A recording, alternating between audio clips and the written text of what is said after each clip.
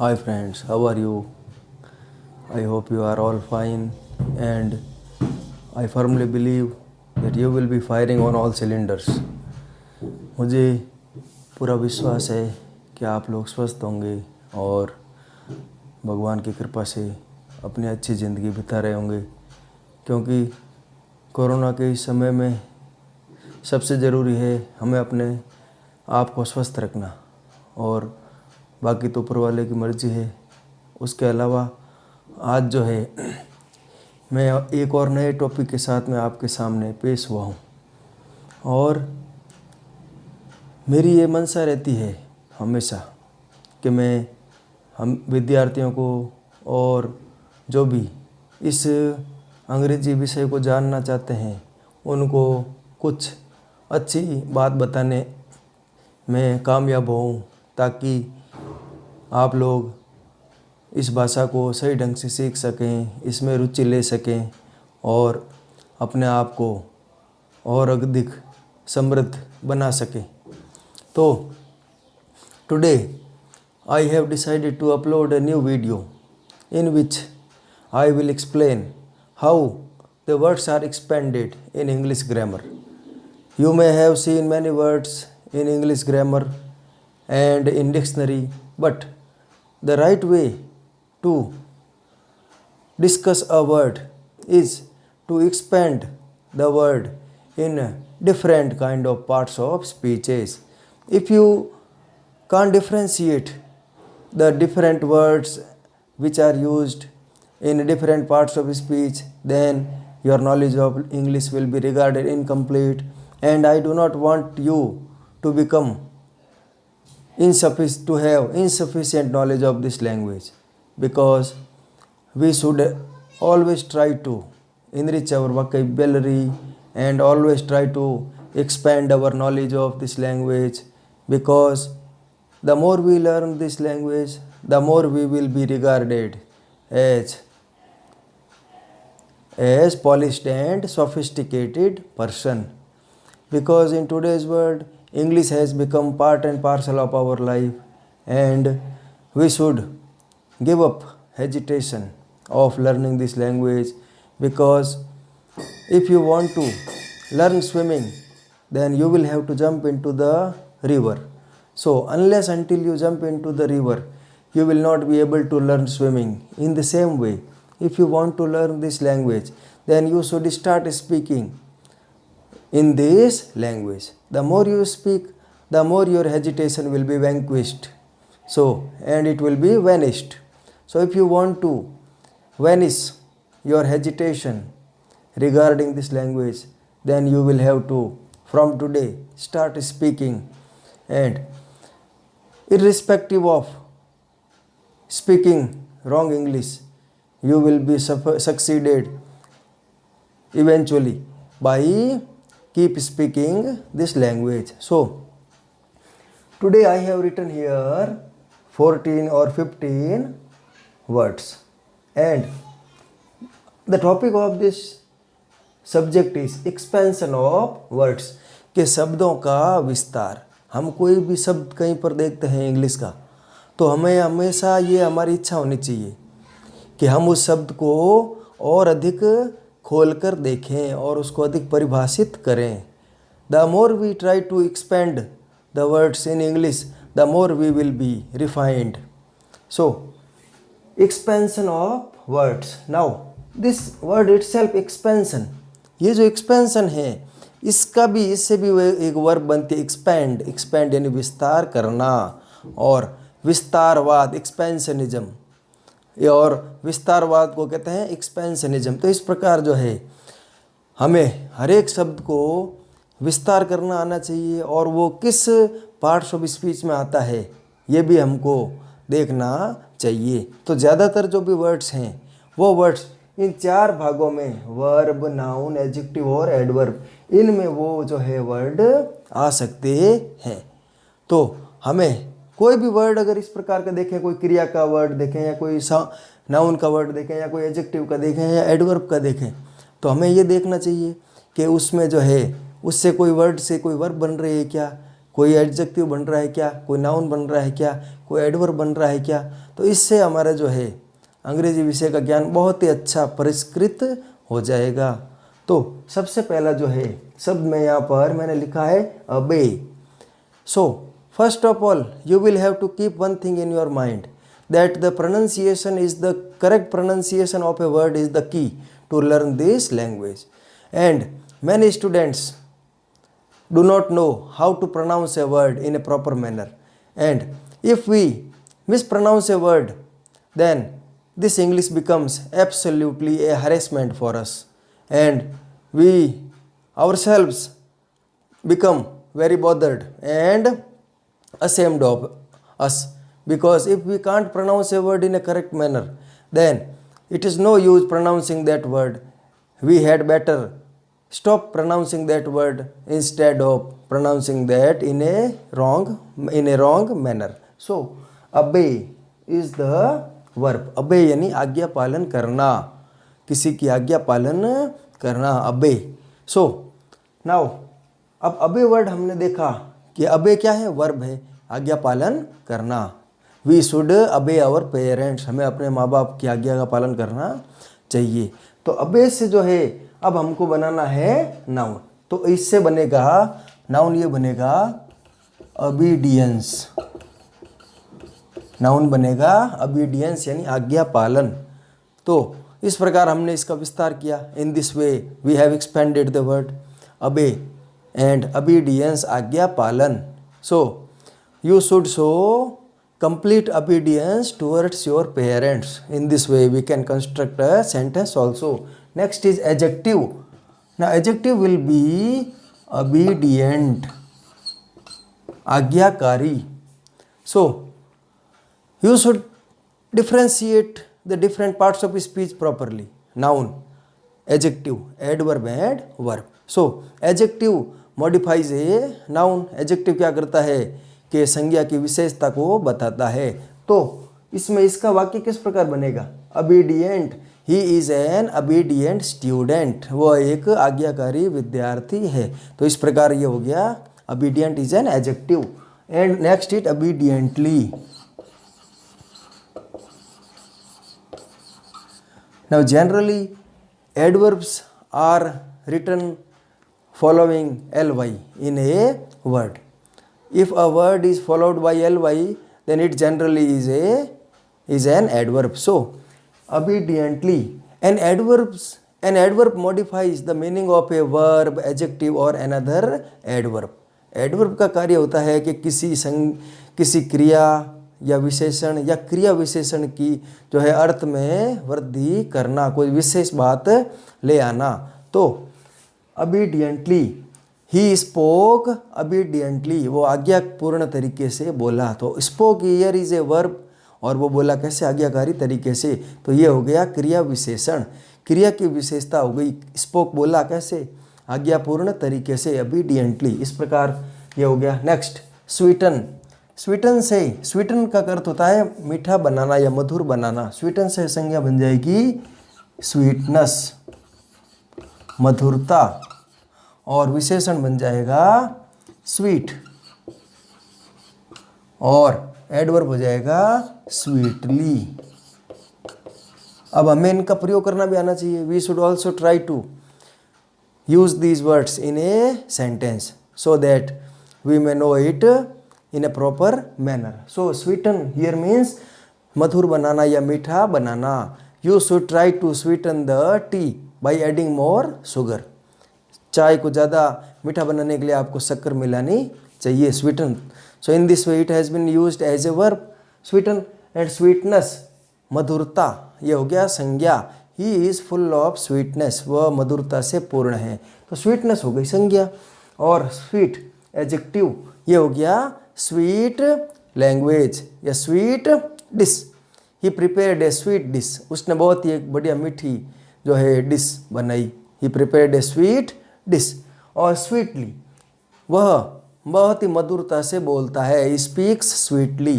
तो स्पीक हो गई क्रिया, और मधुरता से बोलता है तो क्रिया विशेषण sweetly. So in this way you should behave sweetly with everyone, आपको जो है मधुरता से सबसे व्यवहार करना चाहिए। तो ये हो गया क्रिया विशेषण। इस प्रकार फ्री। Next is free. अब एक जो स्वीट है वर्ड, इससे मुझे एक कहावत याद आ रही है कि sweet are the uses of adversity, the uses of adversity are sweet. Adversity यानी विपत्ति, तो विपत्ति आने पर मनुष्य के पाप धुलते हैं। It is said that when we fall on evil days our sins of previous birth are washed away. So in that way, कि हमारे जो है पूर्व जन्म के जो पाप हैं वो विपत्ति आने पर धुलते हैं। सो ये एक कहावत है। तो इस समय जो है, जो हम ये कोरोना की महामारी का दंश झेल रहे हैं, तो ये शायद हमारे पिछले जन्म के पापों का ही, कर्म का ही फल हो सकता है कि we may have committed sins in our previous birth, so as a result of that we are incurring the wrath of God almighty in this life also. So next is free. Free से बनेगा noun, क्या बनेगा? Freedom, स्वतंत्रता, आज़ादी। और adjective होगा free, adjective होगा free और एडवर्ब होगा फ्रीली। फ्रीडम नाउन हो जाएगा फ्रीडम और फ्री हो गई क्रिया। जैसे you should free that encaged bird at this very instant, कि आपको इस पिंजरे में बंद पक्षी को तुरंत छोड़ना चाहिए। तो next freedom. So freedom is what we want today. We want freedom from this coronavirus.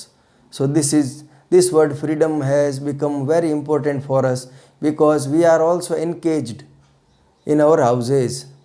So because this pandemic has encaged entire world and we are living in our houses as an encaged bird. Freedom, free. So free here is an adjective. He is a free man.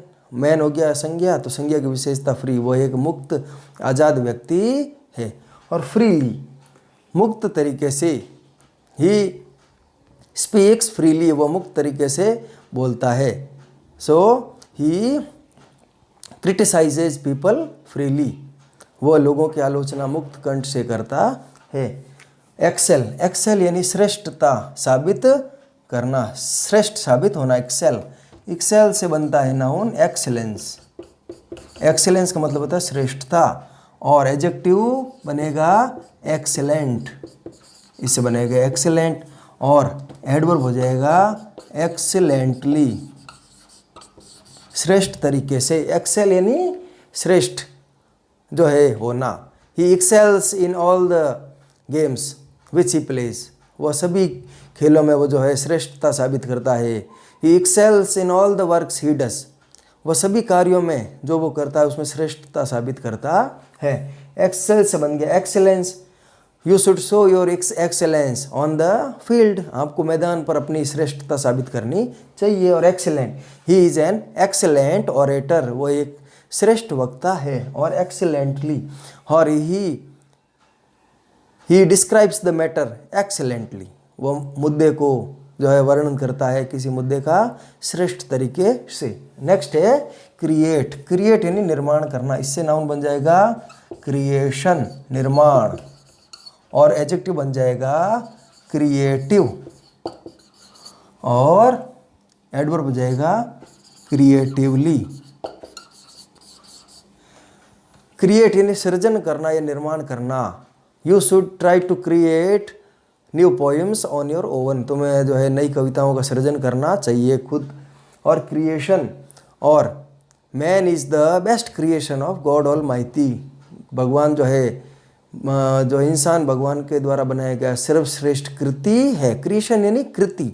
और creative सृजनात्मक, ही is a creative person.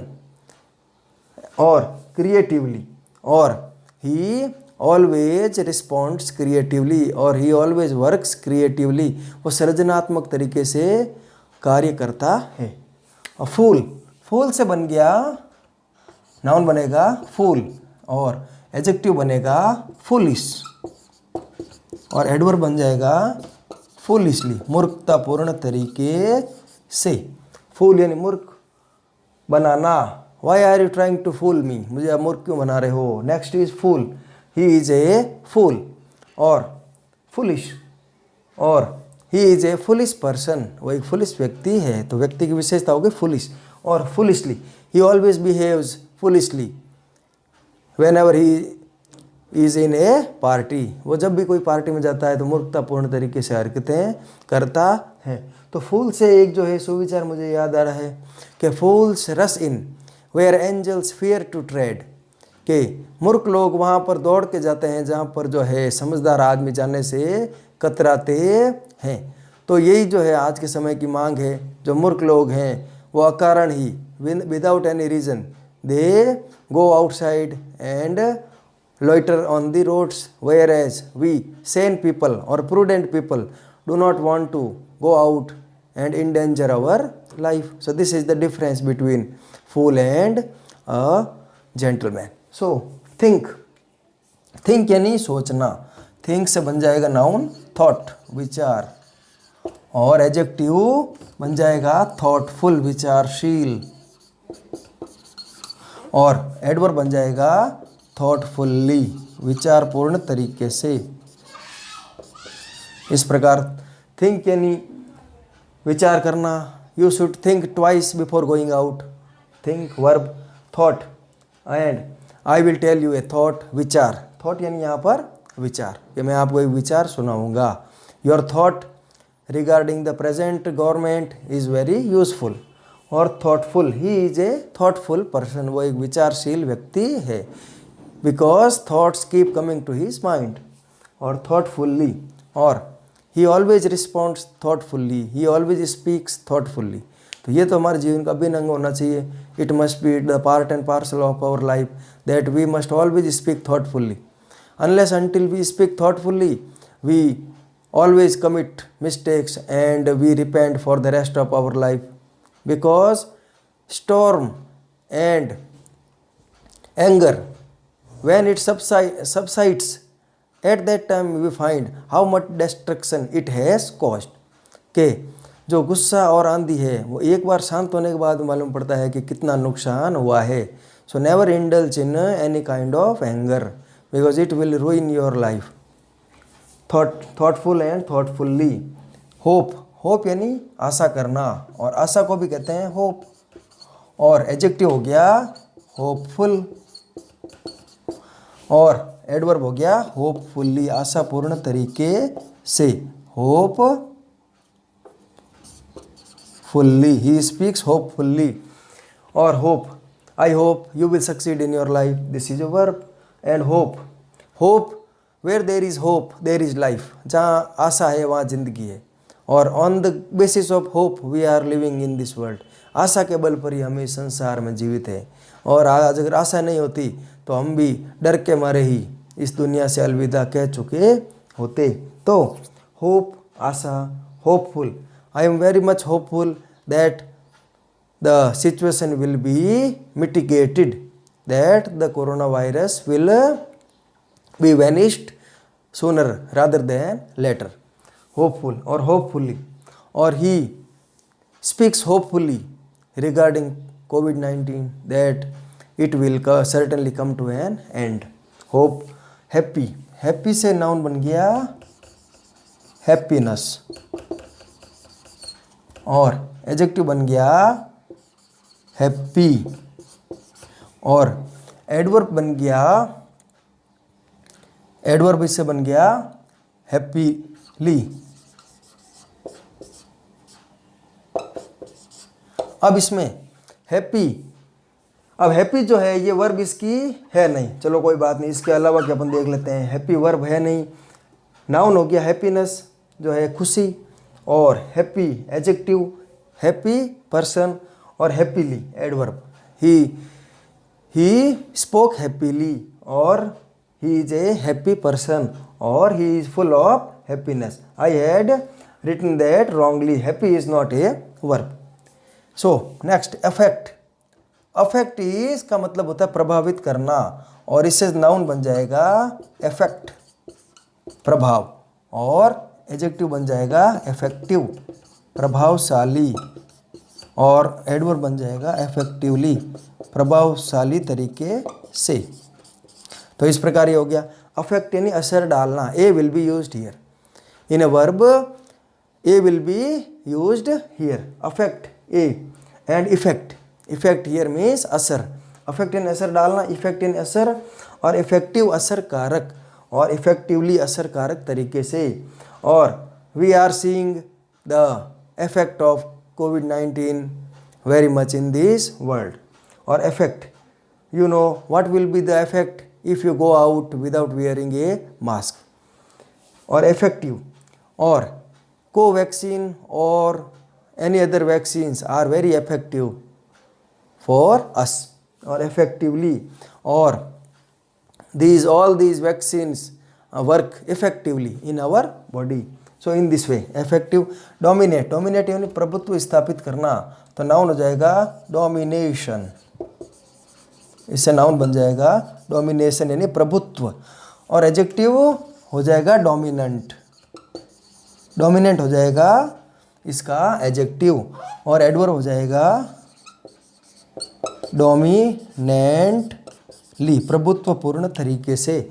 Dominate यानी प्रभुत्व स्थापित करना। He wants to dominate in this world. Kim Jong wants to dominate the world. Or domination.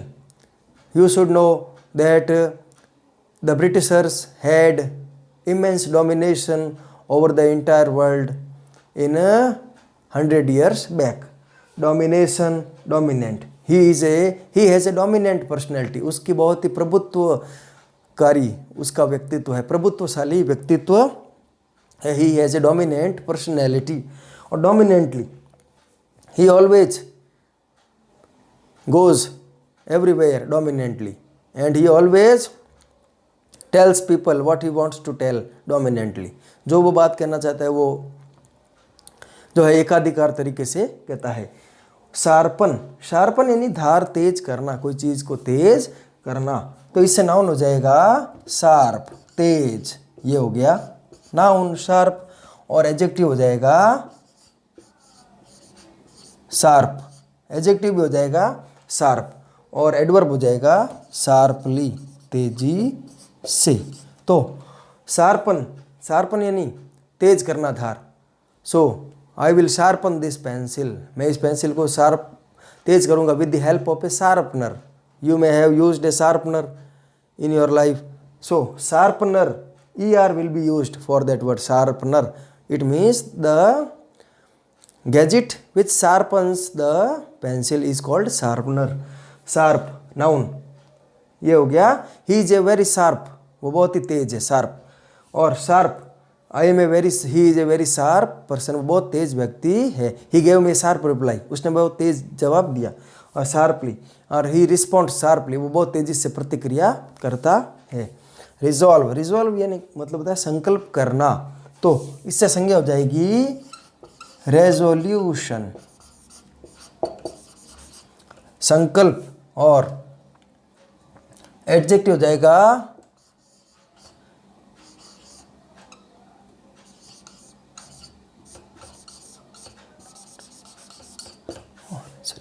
हाँ resolute, adverb adjective हो जाएगा resolute, और एडवर्ब हो जाएगा रेजोल्यूटली,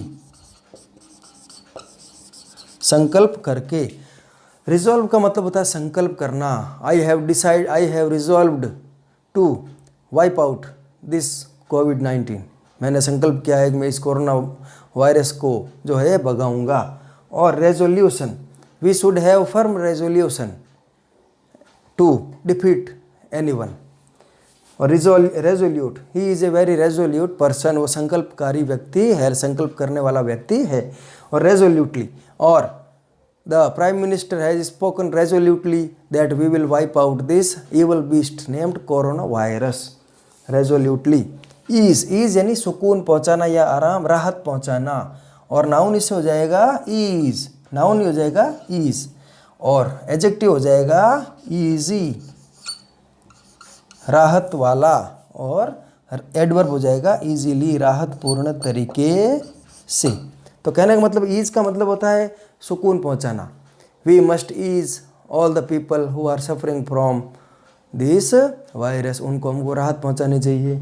और ईज और राहत, we should be at ease every time, don't be panicked.